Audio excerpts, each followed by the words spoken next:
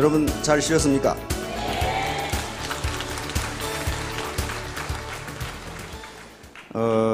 원래 지금 프로그램에 되어 있는 그 제목은 그 사관과 신사로 그렇게 나가 있습니다.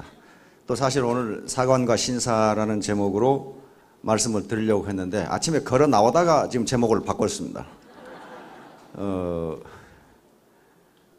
왜냐하면 어제 우리 박한길 회장님이 균형 잡힌 삶, 인생 수레바퀴를 이제 설명을 하고 또 농부의 법칙이라든가 이런 걸 설명하면서 생각대로 실행된다. 다시 말하면 내가 언제까지 몇 평 아파트를 갖겠다. 또 2천만 원, 3천만 원 소득을 언제까지 벌겠다. 내가 부모님께 용돈을 드릴 게 아니라 매월 300~400만 원의 생활비를 지원해 드리겠다.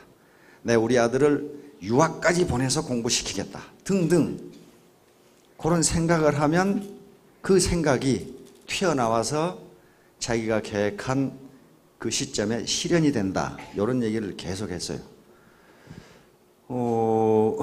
그런데 얼른 들으면 저게 무슨 똥땅지 같은 소린가. 단지 그냥 마음을 잘 먹고 잘 하는 얘기겠지. 그렇게 받아들이는 분들도 있으실 겁니다. 그런데 그렇지가 않아요. 그게 그렇지가 않고요. 그건 이미 심리학, 사회학, 사회심리학 또는 의학 또는 교육학, 경제학 등에서 모두 많은 학자들에 의해서 학문적으로 증명이 된 이론입니다. 그러니까 단지 선언적인 어떤 구호가 아니고요. 학문적으로 증명된 사실입니다. 그래서 갑자기 걸어 나오다가 그걸 조금 더 설명해 드리는 게 좋겠다. 그래서 제목을 자기충족적 예언으로 바꿨습니다. 다시 말하면 결론적으로 얘기하면 자기가 생각한 대로 이루어진다는 그 개념이에요. 그걸 학자들이 연구를 했다는 것은 과학적으로 증명할 수 있다고 하는 거거든요. 그 내용입니다. 따라서 우리가 이 영국인들에게 설문조사를 해보면 가장 위대한 영국인으로 치는 분이 그 윈스턴 처칠입니다. 윈스턴 처칠은 평화시에는 쫓겨났죠. 쫓겨났는데 전쟁이 터지니까 2차 대전이라고 하는 전쟁이 터지니까 다시 말하면 영국이라 하는 국가 또는 좋게 말하면 조직이 위기에 처했을 때 리더십을 발휘한 분이고 그 리더십을 억지로 발휘한 것이 아니라 항상 난감한 문제가 있을 때마다 긍정적으로 생각하면서 유머로 해결을 했거든요. 아주 난감한 상황을 유머로 해결한 분이고 그것이 영국 국민들에게 매우 긍정적인 거, 아주 유쾌한 기분을 주어서 2차 대전을 극복해버리는 그런 인물입니다. 처칠 전 수상에 대한 일화는 굉장히 많죠. 그 양반은 매우 장수를 하셨습니다. 그렇죠? 그래서 항상 담배 피는 분들이 이 역할 모델이 되는 분이 처칠 수상이에요. 처칠 수상은 맨날 시가를 피워서도 오래 살더라. 그거 이제 자기 이야기를 하는 건데요. 그분은 유머를 잘했기 때문에 오래 사셨어요. 80이 넘어서 처칠 수상이 어느 파티에 초청을 받았습니다. 근데요, 저는 80도 아직 안 됐는데 건망증이 무지하게 심해요. 그래서 여기서 내가 오늘은 가서 이런 말씀을 드려야 되겠다라고 생각하는데 올라오면 막상 생각나는 건 70%가 안 넘어요. 나머지 다 잊어버려. 그게 건망증이거든요.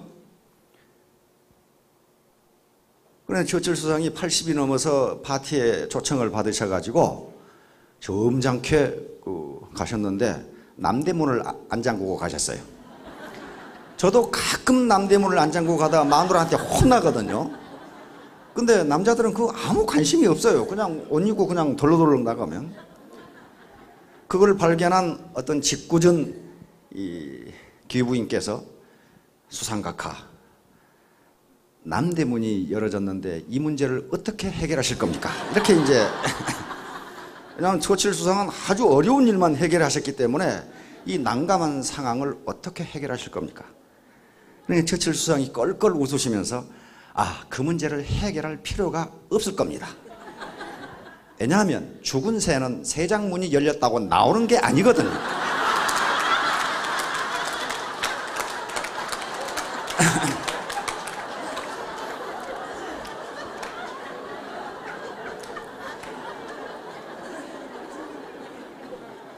그 말을 들은 파티에 참석한 청중들이 폭소를 자아내가지고, 근데 처칠 수상께서 뭔가 모르시는 게 있었고 참 아쉽습니다. 해모임이 있었다면 살아있는 새가 됐을 텐데, 마침 그때 해모임이 개발이 안 됐어요.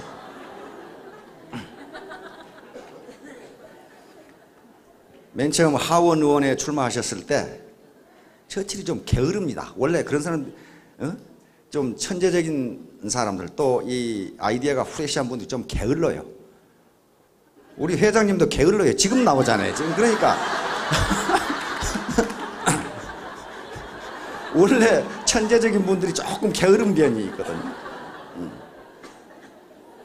맨 처음에 하원 의원에 출마하셨을 때 반대당, 상대당 후보가 맹렬하게 비난을 했습니다. 합종 연설을 하는데 아침에 맨날 늦잠이나 자는 게으름뱅이가 처칠입니다. 딱 이렇게 하니까 처칠이 바톤으로 받고 올라가서 껄껄 웃으시면서 그 말 한마디를 했는데 그것 때문에 아주 압도적으로 당선이 됐습니다. 여러분들도 나와 같이 예쁜 마누라를 데리고 산다면 아침에 절대 빨리 일어날 수 없을 겁니다. 이렇게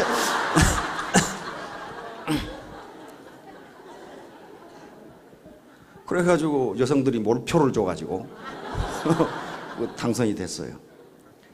그러나 그런 처칠도 못 당하는 분이 있어요. 그게 택시 운전기사입니다. 택시 운전기사 함부로 건드리면 안 돼요. 워낙 많은 정보를 가지고 있기 때문에 2차 대전이 벌어져가지고 독일이 덩커리크에서 영국군이 밀리고 독일 공군기가 공습을 하고 이 난장판이 벌어지니까 빨리 의회에 가서 연설을 해야 돼요. 수습을 어떻게 할 것인가. 그런데 운전기사가 그럼도 천재였는데 늦잠을 자가지고 승용차가 오지를 않아. 그래서 시간은 다 됐고 해서 길거리에 가서 택시를 잡았어요. 그 당시는 1940년이니까 텔레비전이고 뭐가 없던 시대입니다. 그래서 수상이 어떻게 생겼는 건 잘 몰라요. 택시를 타가지고 운전기사한테 빨리 어디로 갑시다.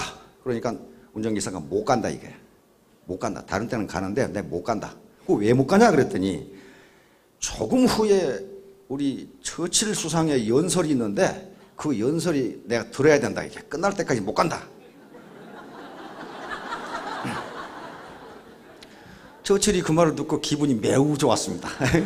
자기 연설을 듣기 위해서 운전기사가 운전을 못하겠다. 그래서 보너스를 듬뿍 집어줬어요. 이렇게 줄 테니 가시겠습니까? 그러니까 운전기사가 하는 말이 아이고 처칠이고 나발이고 돈이나 벌자. 그러고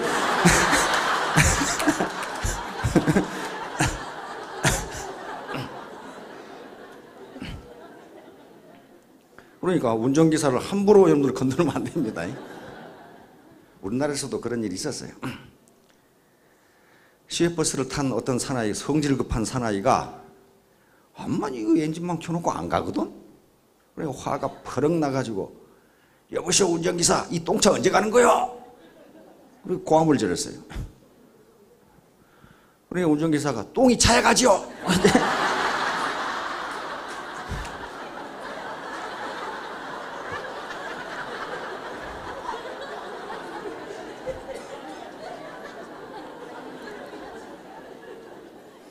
그러니까 괜히 얘기했다가 손님이 똥으로 변한 거죠. 아이 그래 손님이 다 차에 갈 거 아니에요. 그러죠. 운전기사분들 중에 아주 많은 정보를 가지고 있는 분들이 굉장히 많습니다. 자, 자기 충족적 예언이라는 것은요 말하는 대로 이루어진다 그런 말입니다. 말하는 대로 그렇게 되리라고 믿으면 반드시 그렇게 된다. 그게 자기 충족적 예언이에요. 우리 사운을 한번 비춰봐 주세요. 사운.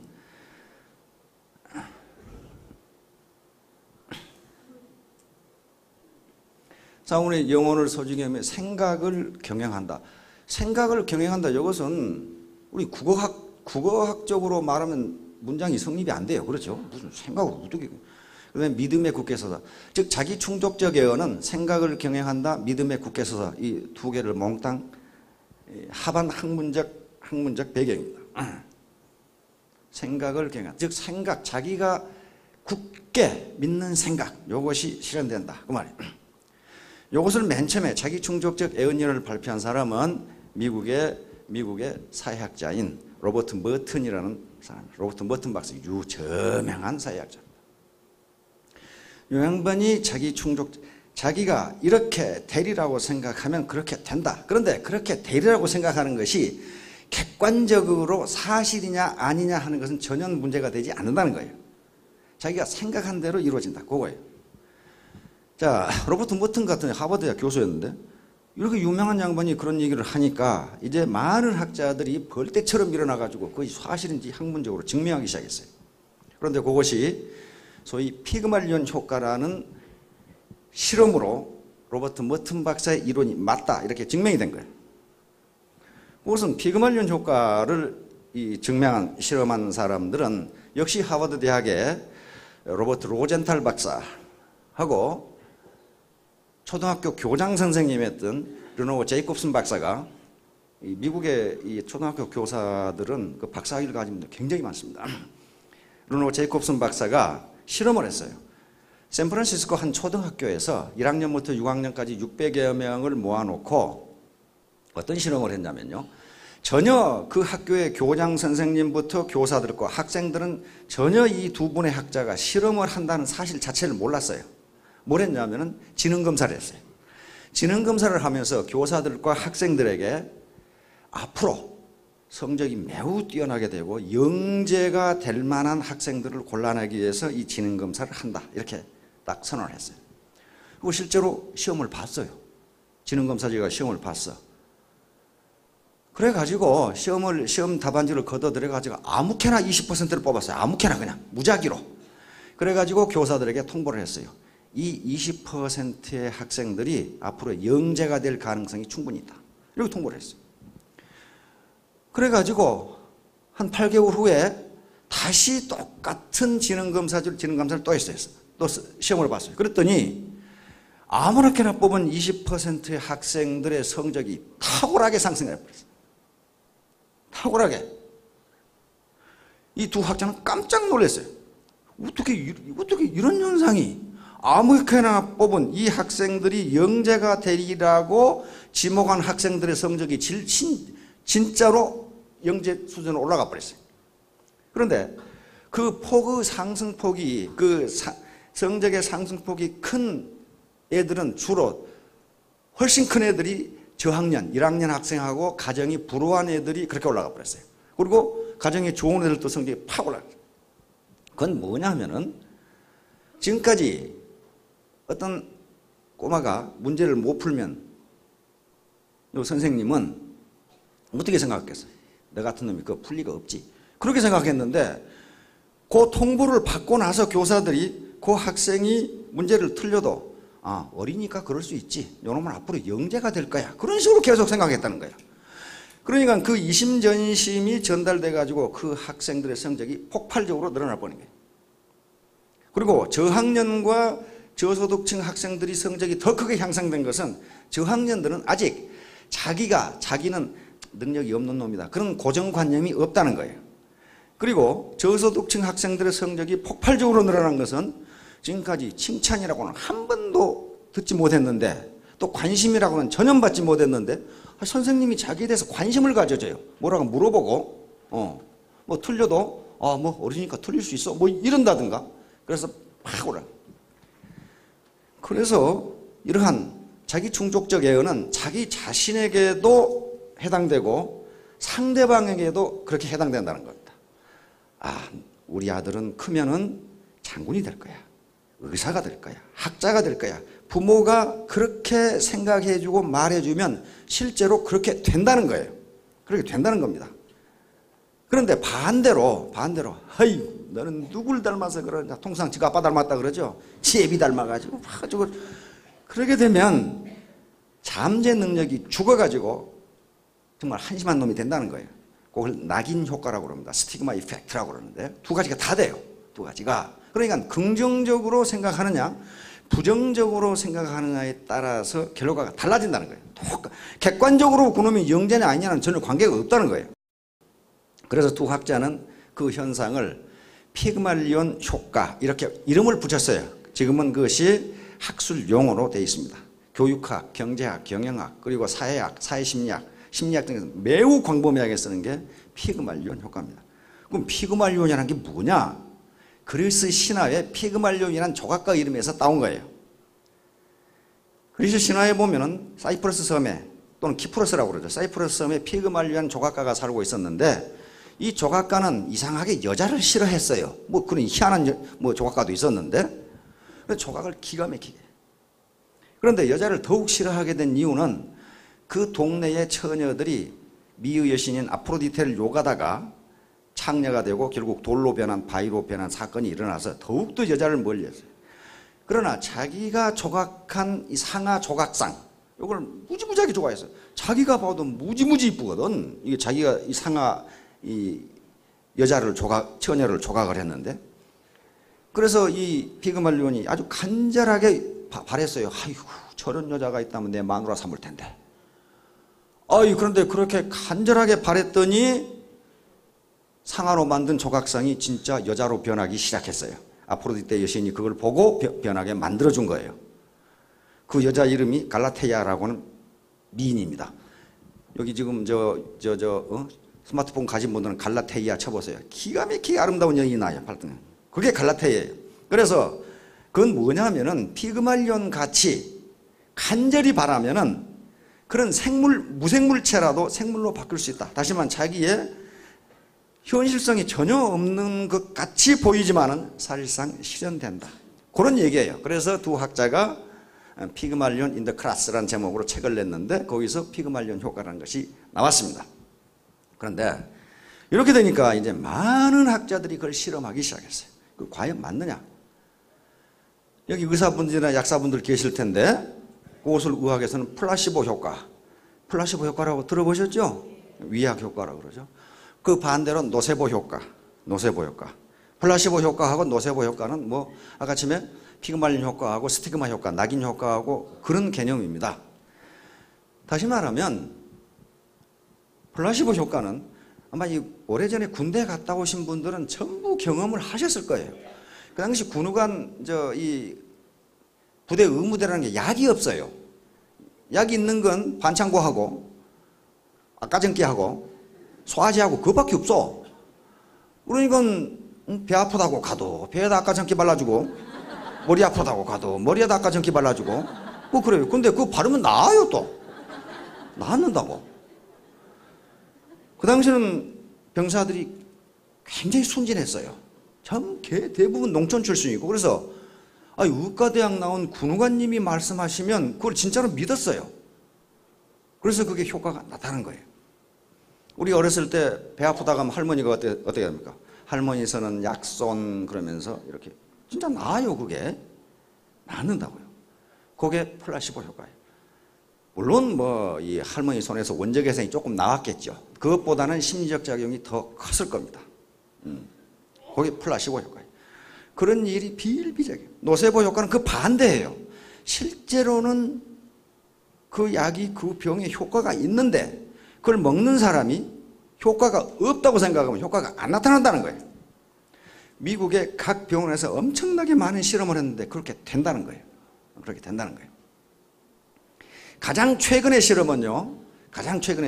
지금 집에 가셔서 또는 지금 스마트폰 가신 분들은 노세보 효과를 쳐보시면 가장 최근의 실험이 나옵니다. 함부르크 대학의 이 메디컬 센터에 울리케 빙겔 박사라는 분인데 아주 세계적인 의학자인데요. 이 양반이 노세보 효과 또는 플라시보 효과가 우리 뇌파하고 무슨 관계가 있는가 하는 것을 실험하기 위해서 건장한 청년 22명을 대상으로 실험을 했습니다. MRI 기계에 집어넣어놓고 여기서 실험을 하는데 MRI로 계속 찍으면서 겉으로 나타나는 현상과 뇌파가 어떻게 움직이는지를 실험하는 겁니다. 그래서 다리에다가 발에다가 뜨거운 열을 가해서 이 통증을 느끼도록 했어요. 통증을 느끼도록 하고 정맥 주사로 모르핀 그러니까 이 아편 제제에 진통제를 집어넣었어요. 그런데 맨 처음에 뜨겁게 해놓고 이 실험 청년에게 진통제가 들어가고 있다는 사실을 말하지 않았어요. 계속 진통제가 들어가고 있는데 그러니까 무지무지 아프다고 계속 이야기하는 거예요. 1부터 100까지 이 강도를 정해놓으면 한 70 정도 아프다. 100은 거의 죽을 졸도할 정도로 아픈 게 100이고 거의 70 정도 아프다 이렇게 했단 말이에요. 지금 진통제가 들어가고 있는데, 그런데 이 올리케 빙겔 박사가 지금 진통제를 집어넣겠습니다. 그리고 집어넣었단 말이에요. 그래서 사실은 처음부터 들어가고 있었어요. 그러니까 갑자기 안 아프다고 하는 거예요. 처음부터 들어가고 있었는데 그 말을 안 들었을 때는 아프다고 그러더니 진통제가 들어가고 있습니다. 그러니까 안 아프다고 하는 거예요. 그러다가 계속 집어넣다가 물론 진통제는 계속 들어가고 있어요. 그런데 어느 시점에서 진통제를 끊겠습니다.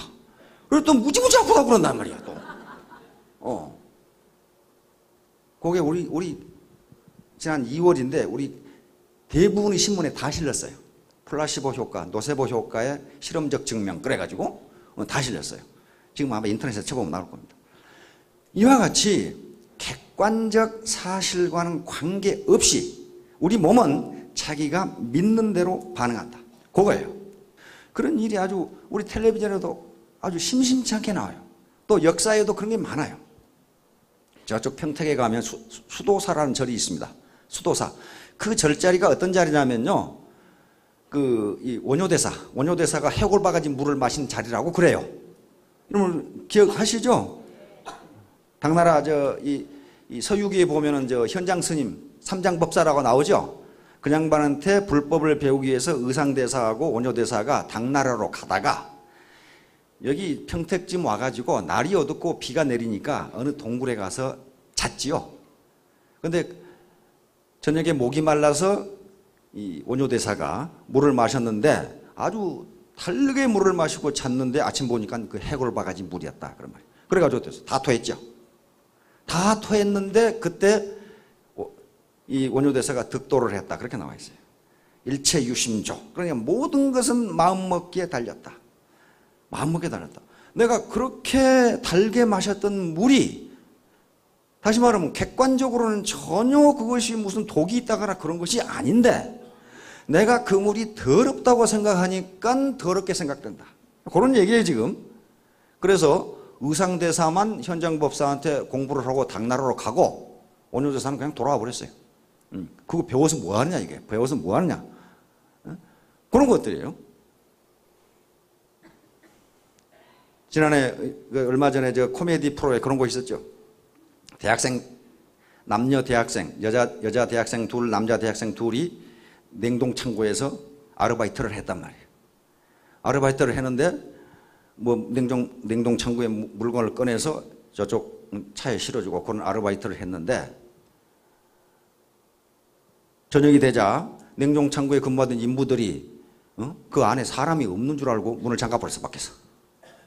그러면 다 문 잠가버리고 가버리니까 어때요? 안에서 얼어 죽게 생겼죠.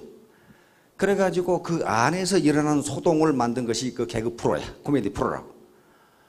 4명의 대학생이 난리가 났죠. 이제 거기서 암만 문을 두드려도 문을 안 열어줘. 그러니까 뭐 뛰기를 하고 뭐 야단 법석이고 몸은 이제 추워오고 열어오고 그러니까 이 사나이들이 두 남자 대학생이 기사도를 발휘해가지고 웃옷을 벗어가지고 여학생들한테 덮어주고 뭐 이제 그렇게 하는데 계속 몸은 얼어오고 그래가지고 이제 몇 시간 지나서 거의 이제 동사할 지경에 이르렀어. 전부 다 맥이 팔려가지고 전부 다 우리는 얼어 죽는구나 그렇게.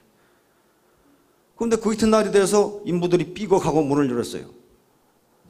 그러니까 양쪽 다 놀랬어요. 당신들 말이야 지금 문을 잠가놓고 가지고 우리가 지금 얼어 죽을 뻔했단 말이야. 지금 빨리 지금 119를 불러달란 말이야. 저 하나만 곧 얼어 죽는단 말이야. 그러니까 인부들이 깜짝 놀래가지고 더운 데서도 얼어 죽나? 그러니까 냉동창고에 물건을 다 꺼내고 전기를 꺼버렸기 때문에 그 무지 더워 거기가.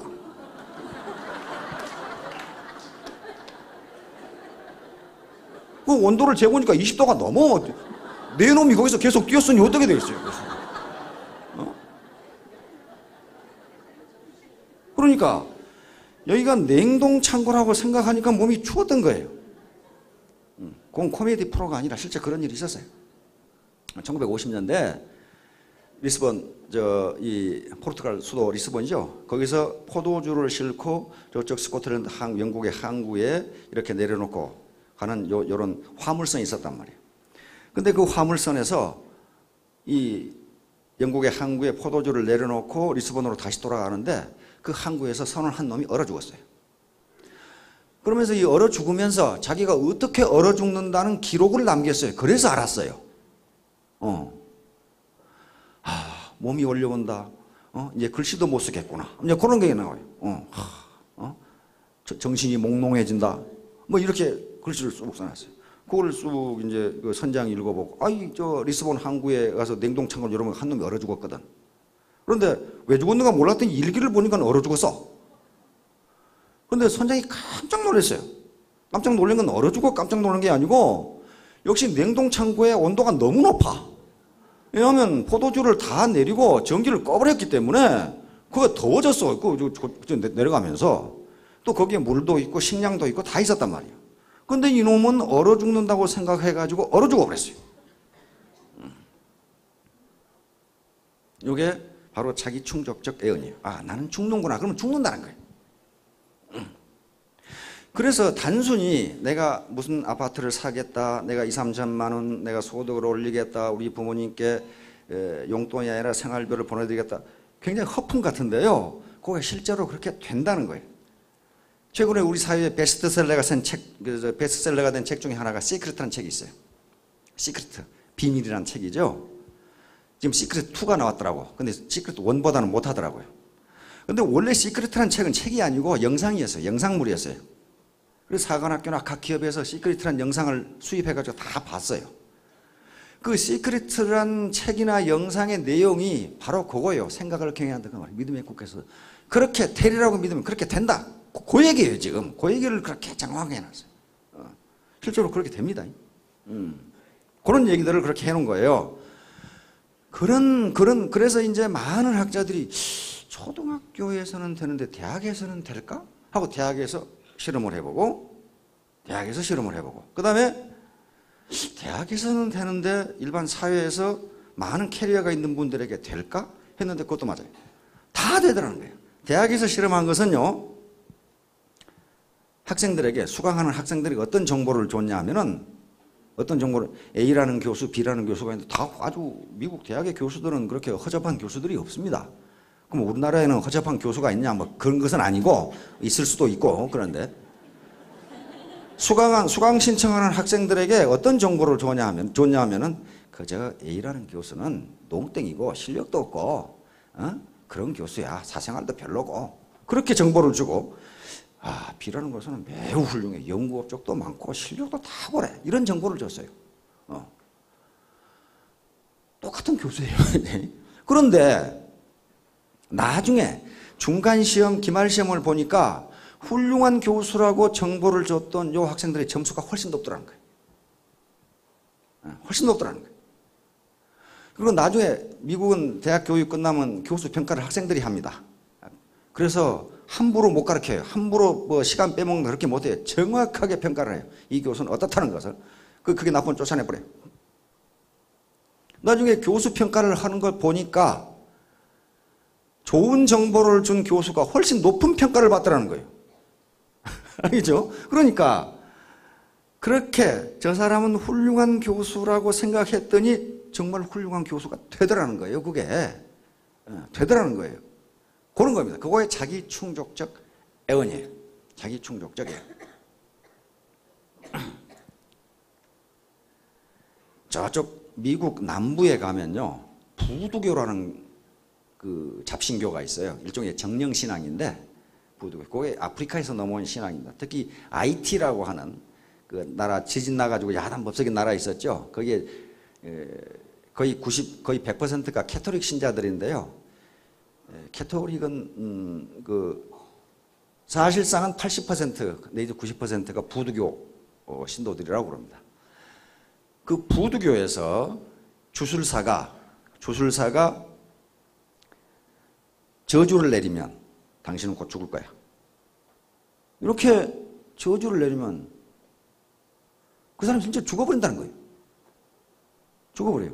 왜냐하면 아무 객관적 사실이 없이 자기가 죽으리라고 생각하니까 죽어버리라는 거예요. 그래서 학자들은 그것을 부두 효과라고, 이렇게 부두 이펙트라고 그렇게 이름을 지었는데, 그런 것들이 전부 거기에 해당돼요.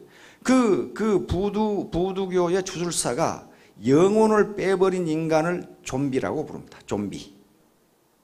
좀비니까 영혼을 빼버리고 누구 지시만 따르냐 하면 그 주술사의 지시만 따라요. 자기 판단이 전혀, 그러니까 아무 생각이 없는 거예요. 아무 생각 없이 그냥 시키는 대로 그냥 이렇게 하는 걸 좀비라고 그래요. 중국 같으면 그걸 강시예요, 강시. 얼어 죽은 시체, 타양에 나가가지고 얼어 죽은 시체, 그것을 고향으로 가지고 가야 되니까 주술사가 살려놓은 게 강시니까 이게 죽은 시체니까 어때요? 팔도 안 굽혀주고 다리도 안 굽히는 거 이렇게 뛰는 거 있잖아요, 그게. 그 좀비가 강시하고 비슷한 거란 말이에요. 그래서 아무 생각 없이 시키는 대로, 누가 시키는 대로 하는 사람을 좀비족이라고 합니다. 좀비족. 좀비족이란 우리 사회에서 젊은 사람들이 그런 말을 만들어냈어요. 좀비족. 그러니까 기업이나 대기업이나 관료 조직에서 아무 창의성도 없고 그냥 시키는 대로 흘러가는 대로 적당히 간 사람을 좀비족이다.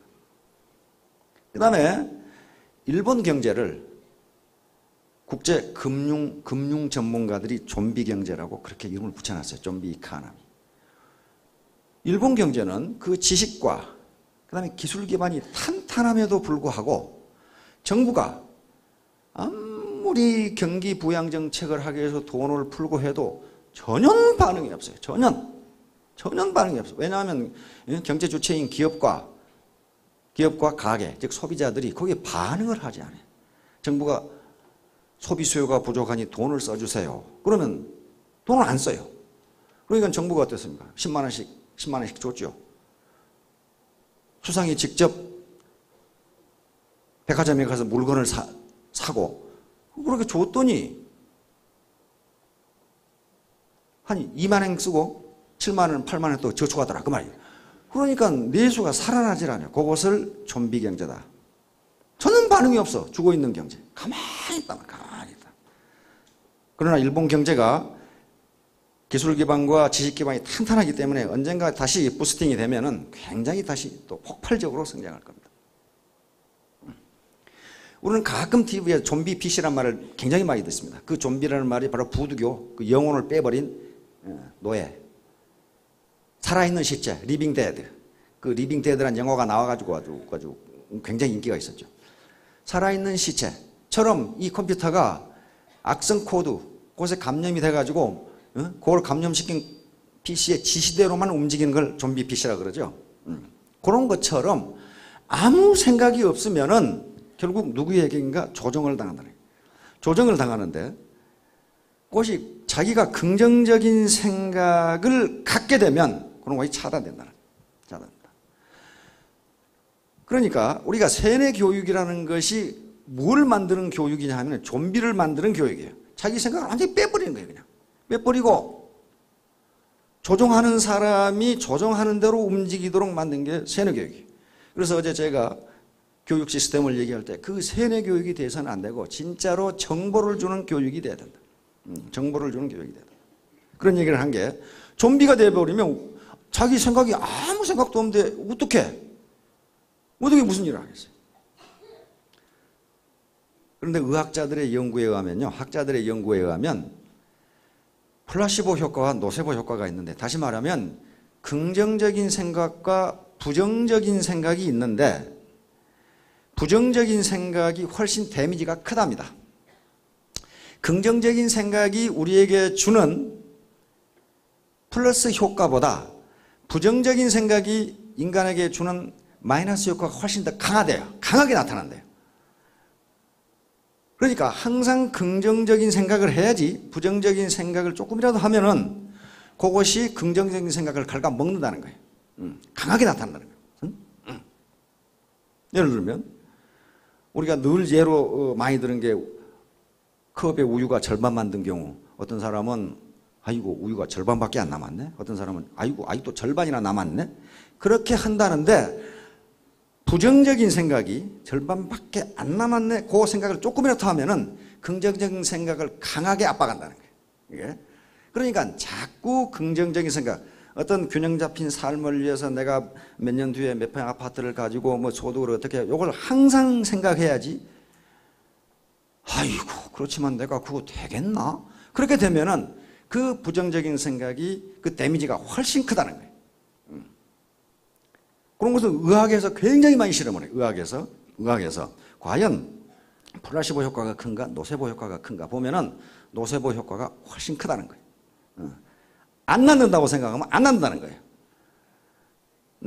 그러니까 밀가루 반죽을 해줘가지고 낫는다고 믿도록 했을 때는 적어도 한 30% 이상이 낫는답니다. 병이 낫는데요. 그런데 낫지 않는다고 생각하면 진짜로 좋은 약인데 의사가 당신은 치료할 약이 없어. 요거 먹어도 그냥 고통만 덜지 안 나을 거야. 그렇게 하면은 진짜 좋은 약인데도 아무 효과가 없다는 거예요. 대부분이. 그러니까 부정적인 생각이 훨씬 우리에게 큰 데미지를 준다. 부정적인 생각이. 그래서 자기 생각을 가지고 있어야 되고 자기 판단력을 가지고 있어야 된다는 게 그런 개념입니다. 다시 말하면 교육만 받아서도 안 되고 즉 무지해서도 안 되고 자기 생각이 없어서도 안 된다. 두 가지가 다 한꺼번에 있어야 된다고 하는 거예요. 두 가지가 한꺼번에 다 있어야지 어느 하나만 가지고는 절대로 되지 않는다. 논어에 보면 그래서 이런 얘기가 있습니다. 두 개가 한꺼번에 돼야 된다는 게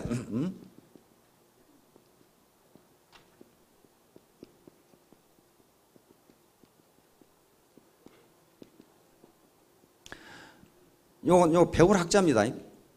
요것은 빠십니다. 배우기만 하고 생각하지 않으면 어둡다. 그래 멍청하다 그 말이에요. 어둡다. 이거 뭐 있어요? 이거 좀비예요. 좀비 이게. 아무 생각이 없어. 그냥 가르치니까 뭐 그런가 보다. 자기가 객관적인 자기 주체성을 가지고 그것이 옳은 것인지 옳지 않은 것인지를 판단해 봐야 되는데 아무 생각이 없으면 어떻게 되냐? 여기서 세뇌가 되죠. 세뇌가 된단 말이에요. 세뇌가 돼. 세뇌가 되면은 반드시 집단무지에 빠져. 집단무지. 집단무지. 아무것도 몰라. 무슨 판단 능력이 없어. 이 물건이 좋은 건지 싼 건지 진짜 이 시스템이 괜찮은 건지 전혀 판단이 없어요. 그렇다니까 그런 걸 알고 그렇게 생각한단 말이에요. 집단무지에 빠지면 반드시 집단 광기가 일어나요. 그러니까 자기들은 광기가 아니고 매우 정상적인 행동이라고 보는데 그렇지가 않아요. 예를 들면 바로 사이비 종교 집단의 행동이 그 단체를 벗어난 밖에서 보면 참 비정상적인 행동인데 그 안에 들어있는 사람들은 밖에 있는 사람이 매우 불쌍한 거예요. 이런 진리를 모르다니. 이렇게 매우 불쌍한 거예요. 그런 식으로 생각해요. 펀드 하는 사람도 집단 광기예요, 그건. 밖에서 보면은 그게 될 리가 없는데 펀드 속에 들어가 있는 사람은 그게 된다고 믿는단 말이에요. 된다고. 아이, 저 바보들 이렇게 좋은 투자를 안 타니. 그렇게 생각한단 말이에요. 그래서 배우기만 하고, 다시 말하면 어떤 조직이나 펀드꾼들에게 이거 하면 이렇게 투자한 돈이 어떻게 벌리고 배우기만 했지 생각을 안 해본 거예요. 그게 과연 맞는 것인지 과학적으로 근거가 있는 것인지 우리 사회가 그게 과연 허용되는 것인지 생각을 안 해보면요 이상한 행동이 나오고 그게 관계예요. 전혀 믿지를 않아요. 이런 사람들의 특징이 또 뭐냐면 전혀 다른 사람 말을 믿지를 않아요. 자기가 세뇌당하고 그렇게만 행동한단 말이에요. 그러면 이제 반대는 뭐냐 하면은 생각만 하는 사람이에요.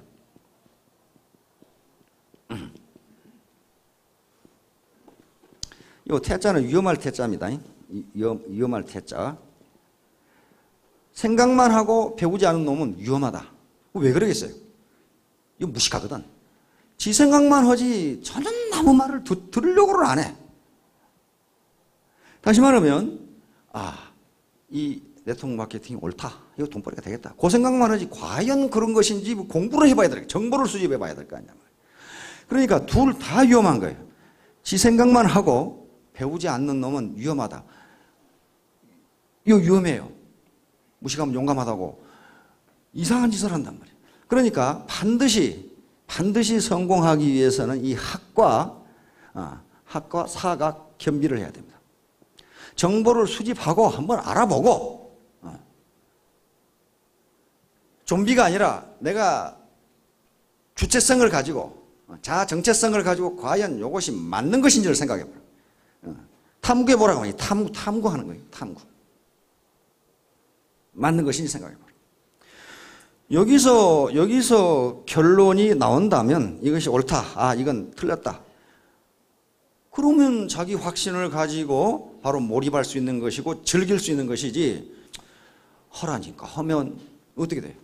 어제 분명히 제가 임계 상태 또는 임계 질량을 얘기했습니다. 여기서 어떤 일을 하든지 어떤 임계 상태가 이르기 전에는 결코 성과가 나타나질 않습니다. 나타나질 않아요. 그러다가 어느 날 갑자기 나타나요. 제가 비행기 이륙하는 문제, 테이크오프하는 문제를 사례를 들었습니다.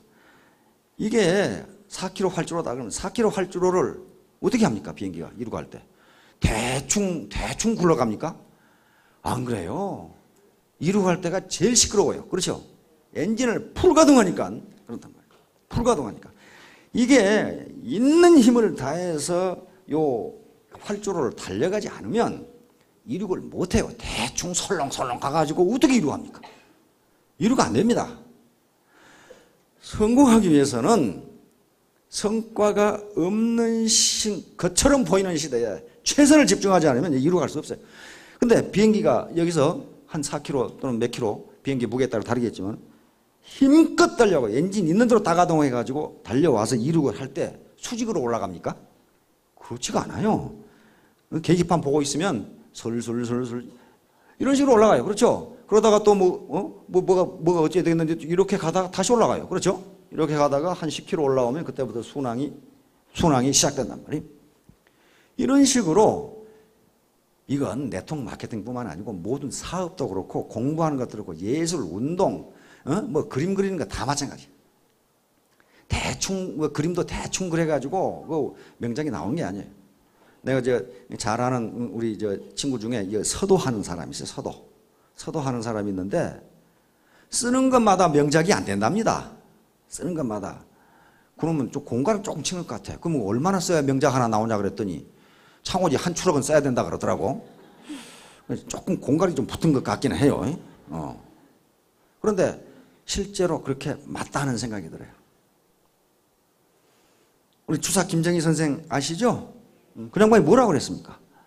명필이 되기 위해서는 벼루 10개에 구멍이 나야 된다 그랬어요. 돌벼루를 갈아가지고 10개의 구멍이 나면 어떻게 되겠어요, 그거? 얼마나 썼다는 얘기예요, 얼마나. 그리고 부천자루가 망가져야 된다 그랬단 말이에요.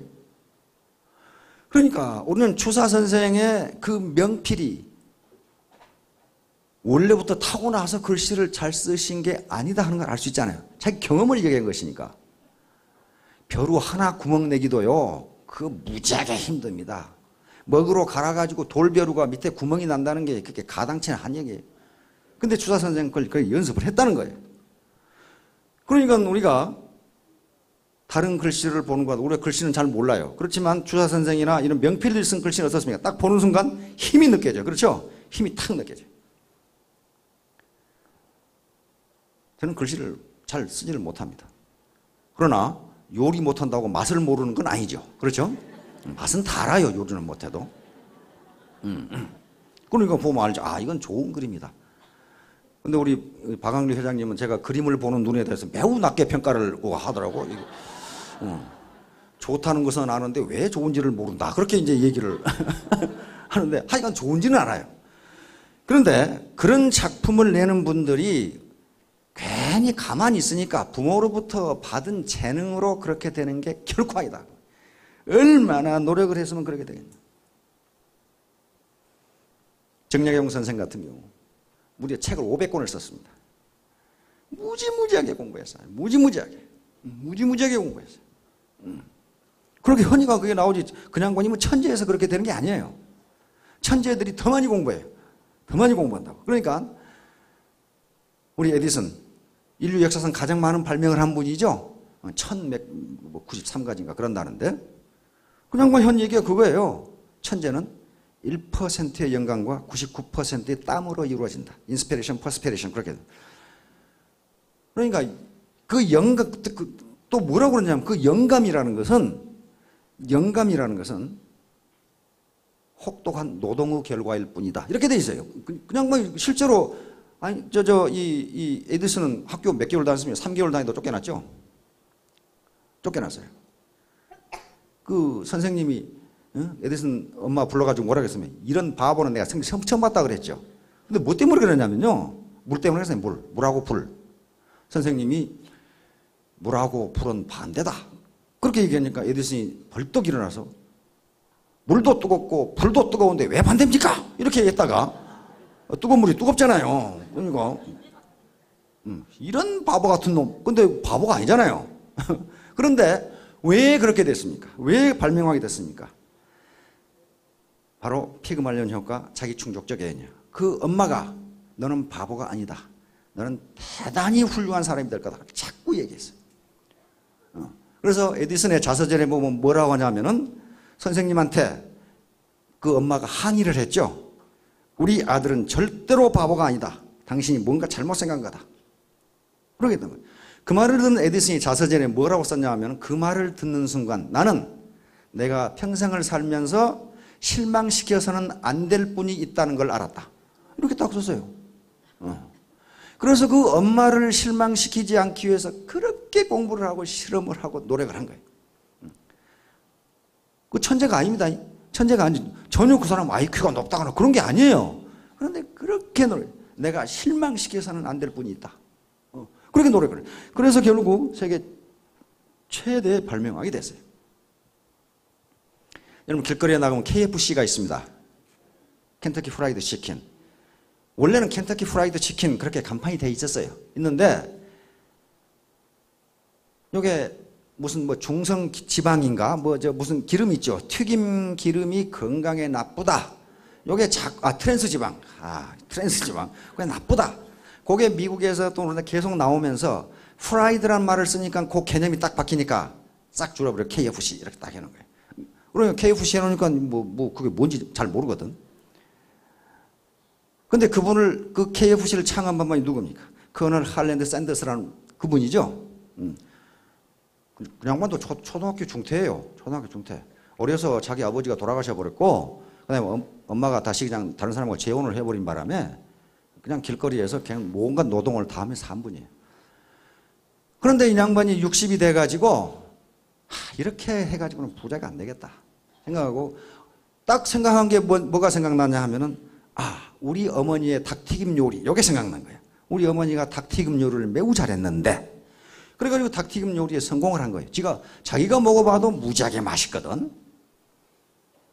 근데 KFC 간판 보세요. 하얀 옷을 입은 뚱뚱한 할아버지 하나 나오죠. 땅딸막 해가지고 그 옛날에 이기동 비슷하게 생긴 사람이 있어요. 그게 그냥만 트레이드마크는 하얀 옷입니다. 하얀 수염과 하얀 옷이에요. 그런데 이 양반은 어떻게 생각했냐면요. 내가 마을에서 치킨집을 하더라도 나는 먹고 살고 마을에서 부자는 될 것이다. 그러나 세계적인 부자는 될 수 없다. 이렇게 생각했어요.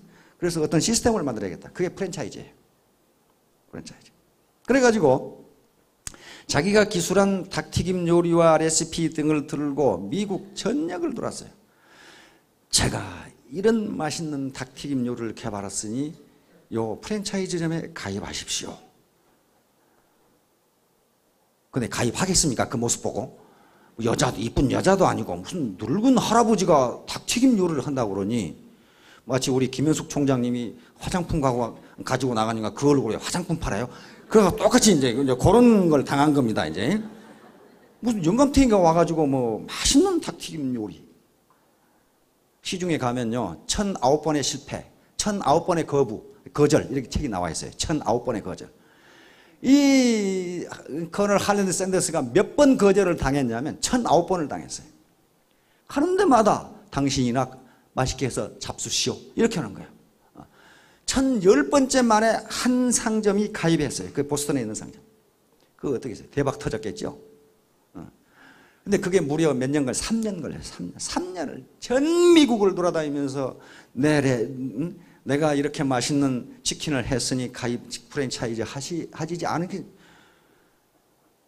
그래서 65세에 창업했는데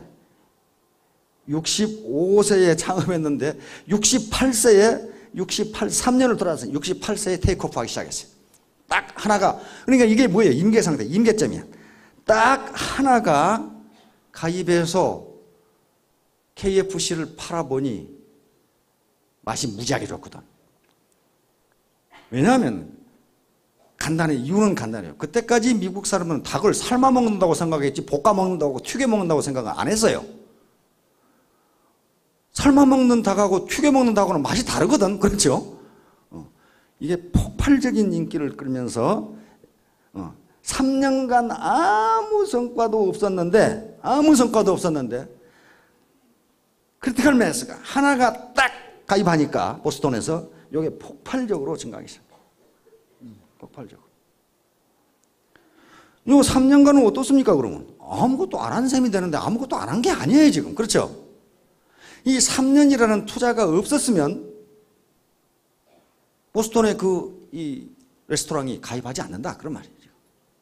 지금은 전 세계에 3만 개의 상점이 넘는 세계 아주 다국적 기업이 되어버렸습니다. 다국적 기업이 됐어요. 우리가 일상생활에서 컵에 물을 채울 때 어떻습니까? 컵에 물을 계속 채워도 안 넘치요 처음에는. 그러다가 요 표면 장력 때문에 물이 컵보다 높이 올라와도 안 쏟아져요. 그러다가 어느 순간 한 방울이 떨어지면 넘치기 시작하면 싹 넘쳐요. 그렇죠? 그게 크리티컬 매스예요. 그 한 방울을 채우지 않으면 물을 넘치게 할 수 없다. 그런 얘기예요 지금. 그래서 여기까지 달려오는데 자꾸 부정적인 생각이 들어요. 여기서 이제 박회장 그 사람 공갈 치는 게 아닐까 안 되는데 뭐 이런 식으로 계속 부정적인 생각. 될 것 같기도 한데 그냥 막 사기칠 것 같지는 않고 이렇게 이제 자꾸 긍정적인 생각과 부정적인 생각을 교대로 한단 말이에요. 어떤 매우 심심한 학자가 조사해 보니까 인간이 하루에 하는 생각이 5만 가지라고 그러죠. 그러니까 우리 할머니들이 5만 가지 생각 다 한다고 그러는 게 진짜 한 5만 가지 정도 생각을 한답니다. 자기도 모르게 한 5만 가지 한대요. 그러니까 될 거야. 그래 뛰다가 안 되는데 이렇게. 그런데 하여간에 자기 쇠뇌를 하든지 해서 자꾸 긍정적인 생각을 하면 이것도 습관이라고 그럽니다. 그래서 어떤 임계 상태에 도달할 때까지 여기서 성과가 나타나기 시작하면 그때 테이크오프를 하는 겁니다. 이륙을 해요. 쭉 이륙을 해서 물론 여기에 기복이 있어요. 여기서 직선으로 이렇게 올라가는 게 아닙니다. 이렇게 올라가다 또 수평 가다가 이렇게 한단 말이에요. 그러다가 어느 고도에 올라가면 이제 순항을 하게 됩니다. 순항을 쑥 하게 돼요. 자, 그래서 어제 균형 잡힌 삶, 이 인생의 수레바퀴 그림을 그려보셨을 겁니다. 잘 살고, 사랑하고, 배우고, 그리고 우리 환경에 기여, 헌신, 봉사하고, 이런 것들이요, 내가 그렇게 하리라고 생각하면 된다는 거예요. 그것을 괜히 선언적으로 한 얘기가 아니고 이미 플라시보 효과 또는 노세보 효과, 자기 충족적인 피그말리온 효과 등등 해서 모든 학자들이 다 증명을 해놨어요. 된다는 걸 증명을 해놨어요. 그 제인 엘리어트라고 하는 그 여교사가 실험한 갈색 눈, 파란 눈 실험도 다 그런 거예요. 그건 아주 유명한 실험입니다. 그래서 과연 그게 맞는지 파란 눈, 갈색 눈 실험이 맞는지 모든 교사, 그 다음에 일반 학자들이 해보면 다 맞더라. 다 맞더라. 그 내용은 뭐 언젠가 다시 설명하겠지만은 다시 말하면 갈색 눈을 가진 학생이 유전적으로 훨씬 머리가 좋다. 그랬더니 과연 갈색 눈을 가진 학생들이 성적이 올라가더라는 거예요. 파란 눈을 가진 학생의 성적이 확 떨어지더라는 거예요. 나는 선천적으로 머리가 나쁘구나. 그렇게 생각한다는 거예요. 그러다가 몇 개월 뒤에 그 말을 바꿨어요. 내가 책을 잘못 봐서 그렇다. 책을 잘못 봤고 보니까 파란 눈을 가진 학생이 유전적으로 우월하다고 그렇게 돼 있다. 그러니까 꼬맹이들이 왜 그렇습니까? 물어보니까 뭔가 아무렇게 대답을 해야 될 거 아니에요. 꼬맹이들이 모르는 대답을 해야 믿어요. 그러니까 그것은 인간에게는 멜라토닌 색소라고 있는데 그 멜라토닌 색소가 눈을 파랗게 하고 갈색 눈으로 만든다고 한다. 그래서 그것이 지능과 관련이 되어 있어서 그렇다. 그래서 나중에 말을 바꿨더니 파란 눈을 가진 학생들이 성적이 쑥 올라가는 거예요. 그래가지고 학교 쫓겨났어요. 쫓겨났는데 저명 인사가 돼가지고 지금도 미국에서 사회활동을 하고 있습니다. 다시 말하면 차별철폐. 인간은 그 사람을 다른 사람이 어떻게 대하느냐에 따라서 성과가 달라진다. 그러니까 자녀가 됐건 다른 사람이 됐건 항상 긍정적으로 대해줘라. 너는 무엇 때문에 안 되고, 너는 무엇 때문에 안 되고, 나는 무엇 때문에 안 되고. 그렇게 하면 실제로 그렇게 결과가 나타난다. 그 운동을 지금도 계속 하고 있어요. 칼럼이 살아있어요. 인터넷에 들어가서 제인 엘리어트 여사 쳐보세요. 그럼 촥 나와요. 자, 결론을 말씀드리겠습니다. 인생 시나리오를 실제로 구체적으로 작성해 보세요. 인생의 수레바퀴를 그대로 탭니다. 그대로 되는데요. 작성만 했더니 그렇게 되더라. 그런 절대로 아니에요. 그런 일은 일어나지 않습니다. 작성을 해가지고 그런 생각을 하면서 이렇게 적어도 비행기가 활주로를 잃고 가기 전에 천성용으로 달리듯이 집중을 해야 됩니다. 몰입을. 노력과 시간을 집중을 하면 어느 순간에 자신도 모르게 테이크오프의 단계에 들어갈 것이다.